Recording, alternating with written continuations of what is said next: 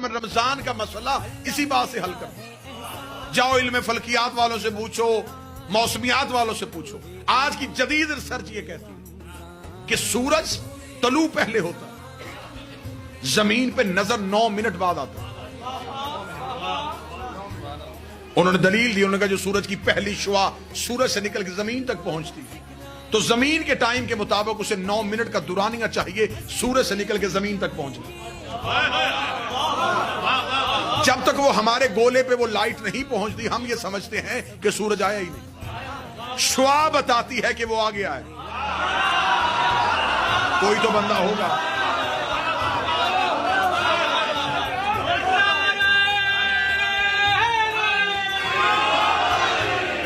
यकीनन मैं मिंबर पे झूठ नहीं, मैं समझ रहा था मजाफात है, मुझे अवामी सतह पे बात करनी है। मेरे इन दो इज्जत वाले सादात ने मुझे बताया कि इसे अमूमी सतह ना समझिएगा, ये मखसूस लोग हैं जिन्होंने कदीमी उलमा को समात किया हुआ, लिहाजा आपकी समातों के इस म्यार को समझते हुए मैंने गुफ्तगू इस सतह पे की। उन्होंने कहा सूरज से निकलती हर 9 मिनट बाद आती है। 9 मिनट तक दुनिया में अंधेरा रहता है क्योंकि शुआ नहीं पहुंची। शुआ सूरज की दलील है, दलील ही को अरबी में हुज्जत कहते हैं।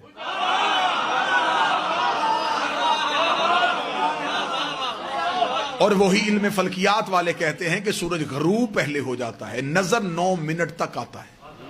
इस वजह से कि वो जो शुआ जमीन पे होती हैं उन शुआओं को वापस सूरज तक पहुंचने के लिए 9 मिनट का टाइम चाहिए। जितनी देर तक वो जमीन से सूरज तक पहुंचती हैं जमीन वाले समझते हैं कि अभी सूरज है लेकिन वो जा चुका होता है। मेरे जाने के बाद सब बात समझ में आए तो फिर नौकर को दुआ दे देना, रात बिस्तर में समझ आए तो फिर नौकर को दुआ दे देना। दुनिया मौला हुसैन की इज्जत कसम अगर हमसे चाहे तो हम साइंस से अपना मजहब साबित कर सकते हैं। सूरज निकलता पहले है, नजर 9 मिनट बाद आता है। गरूब पहले होता है, 9 मिनट तक नजर आता रहता है। अब भी हम जमाने को बताएं कि हम रोजा 10 मिनट बाद क्यों खोलते हैं? हाय हाय,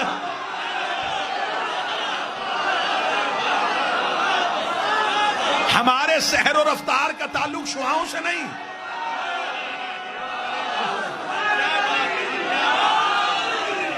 हमारे सहर और रफ्तार का ताल्लुक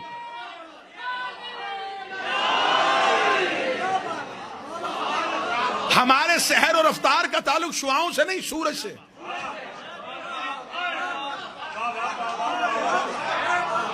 जब साइंस कह रही है कि 10 मिनट पहले और 10 मिनट बाद गरूब होता है तो फिर 10 मिनट का फलसफा तो हमने साइंस से साबित कर दिया।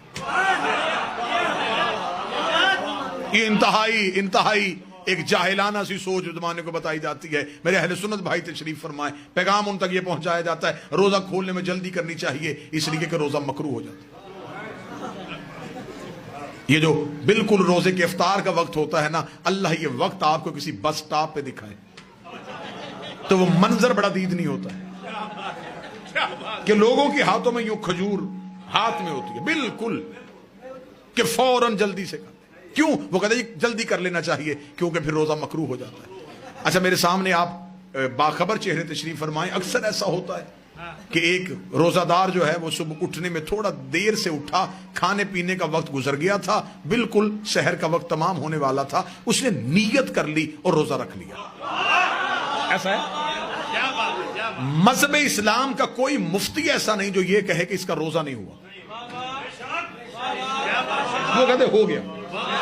इसे हमारी जुबान में जो हमारा इलाका है उसकी तहजीब के मुताबिक इसको एक लफ्ज कहा जाता है 8 पैरा रोजा।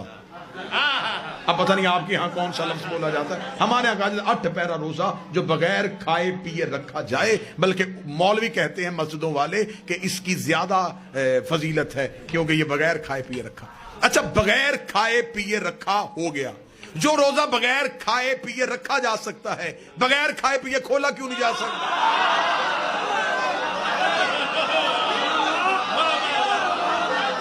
रोजे का तो अपना वक्त है, उसने ये नहीं देखना कि आपने खजूर खाई है कि नहीं खाई। आप फजर पढ़े या ना पढ़े, जब फजर का वक्त गुजर जाएगा तो वो गुजर गया। इबादत जो होती हैं ये इंसान की मोहताज नहीं होती, इंसान इबादत का मोहताज है। लेकिन ये सारी मनफी सोचें इसलिए आई कि जब दीन वारिसों से छोड़ के अपने जैसों से लोगे तो फिर यही हालत हो।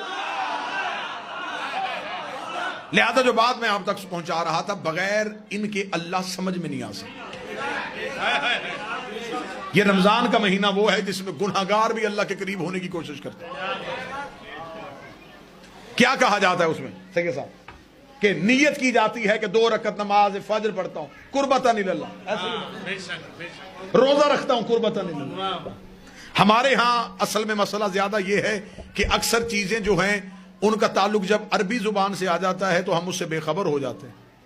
मसलन नियत की इबादत की कुर्बतन इल्लल्लाह, नमाज पढ़ता हूं कुर्बतन, ये कुर्बतन इल्लल्लाह क्या है?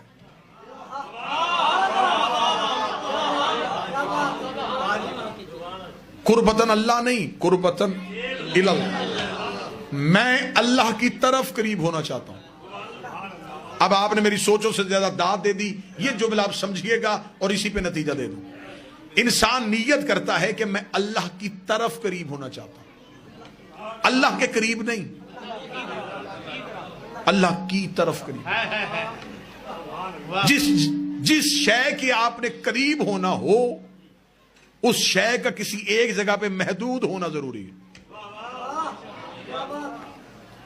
मसलन मैं कहूं कि ये जो हवा चल रही है मैं इसके करीब होना चाहता हूं, तो हवा तो चारों तरफ चल रही है, मैं किधर करीब हूं? मैं पानी में तैर के कहूं कि मैं पानी के करीब होना चाहता हूं, क्या बात? तो कैसे होगा जब मैं हूं ही पानी में? जब हर जगह अल्लाह ही है तो फिर आप किसके करीब हो रहे हैं?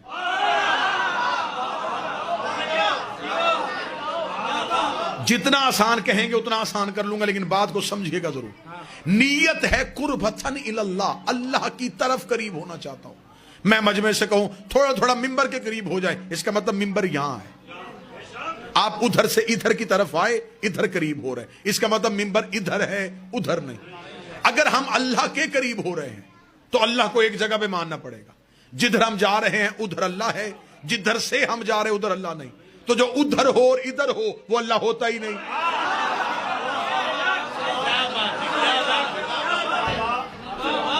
आपको पता भी नहीं चलना और मैं अकीदा आपके कलेजे में रख के वापस आ जाऊंगा।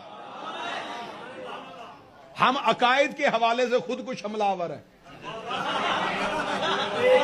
कि पता भी नहीं चलता और उस वक्त पता चलता है कि जब हम उसके बिल्कुल करीब ब्लास्ट हो जाते हैं।